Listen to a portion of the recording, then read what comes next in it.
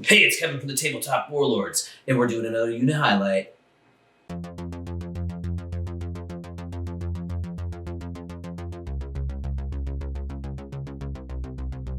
This highlight is going to be covering one of my favorite units in all of Antares space, and arguably one of the best infantry units in the game, the C3 Strike Squad. Coming in at a cool 112 points, the C3 Strike Squad is the bread and butter of any Concord force. Their stat line is basically the average stat line. They have 5 agility, 5 accuracy, 5 strength. They also have 5 res as a base, but their hyperlight armor is going to more often than not extend it up to 7. Their initiative is 7 and their command is a respectable 8. The C3 Strike Squad is one of the finest equipped in all of Antares space, and as such, they all wear hyperlight armor. Hyperlight armor is arguably the best armor in the game. Some would say phase armor is better, but I'd say they haven't been fully integrated yet.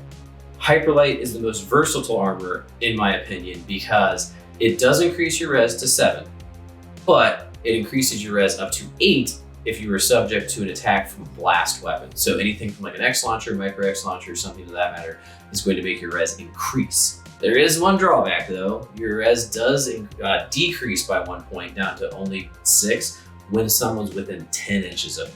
So the Concord do struggle a little bit more so than their Isaurian brethren in close combat. Now, along with the best armor, they got the best personal weapons in the game. They are all packing plasma carbines, including the leader. Plasma carbines are the best personal weapons in Gates of Antares because they have strike value 2, meaning they can put pins on even high armor targets like GAR battlesuits, as well as being able to shoot for 2 shots at strike value 0, which is kind of helps a little bit more in point blank shooting. All of those are made at an average range, and so just one of the best guns you can get. Now the leader takes it a little bit further. They are armed with an X sling. That's going to help you in close combat and point blank shooting by potentially causing all the way up to 3 strike value 0 shots. This is a very nice thing for the C3 to have access to because they do struggle a little bit more than other factions-based infantry in close combat and point blank shooting. Now, not only do they have the best armor and the best weapons, the C3 Strike Squad has a plethora of different options as far as upgrades. One of the best upgrades, and I would say probably taken almost by everybody uniformly, is the Plasma Lance. You can upgrade one of your troopers to replace their Plasma Carbine with a Plasma Lance. This only costs 3 points, meaning that the joke base cost of a strike squad is 115 because you always are going to take that Plasma Lance. The Plasma Lance is good for several different reasons. A, it provides a strike value 4 shot, which is going to make them a lot more effective at engaging light vehicles and, with the grace of Rick Priestley, maybe destroying a medium-sized vehicle. This does come at a bit of a cost because there is a -1 to hit whenever you're using that beam attack. It is considered inaccurate for whatever reason. It is really nice because being advanced technology, the Plasma Lance can still actually operate in the other 2 firing modes just like a Plasma Carbine. So it can have 1 shot at strike value 2 that is not inaccurate, or 2 shots at strike value 0. So there's really no point in not taking the Lance unless you're really trying to shave points from your list. The true reason, however, why the Plasma Lance is so freaking good is because it gives you the option to split fire. This means that the Plasma Lancer can select a different target than the target that the other members of the squad are shooting at, which means they can split fire between 2 different units. This is wild because it creates an insane amount of pins on the battlefield when one squad can shoot at 2 different units.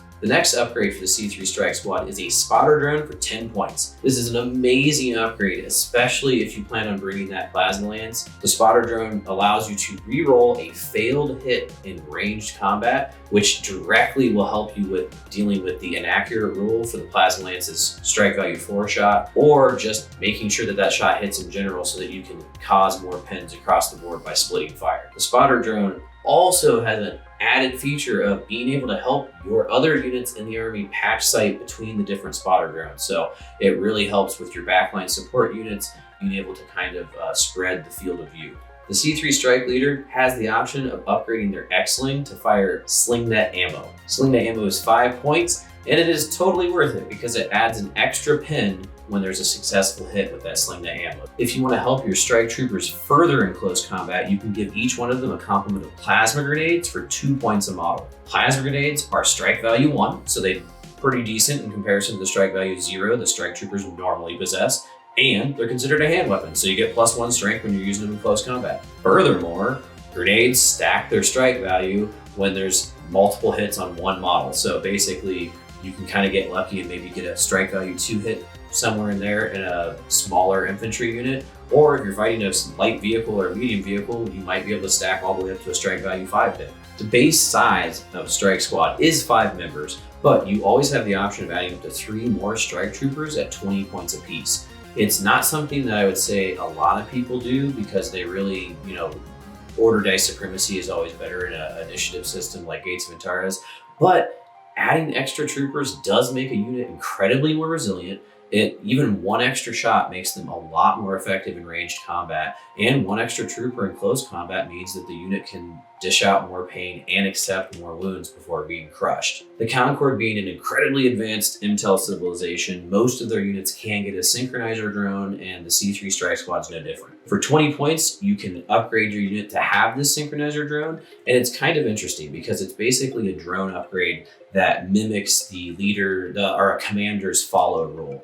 Basically, if you have a unit with a synchronizer drone, another unit with a synchronizer drone that's close by can copy the order given, making them synchronize. The synchronizer drone can be used to good effect when comboing with other units to kind of create a 1-2 punch. And I can see that there would be a lot of different combinations you could come up with. The last upgrade the Strike Squad has access to is their leader can upgrade from leader 1 to leader 2. Like I said, one of my favorite units in the game. I've played Concord the longest because it was the first army I finished. I love the look of these models. They're super high science fiction. It's great. And their armor and their weapons makes them fantastic on the battlefield.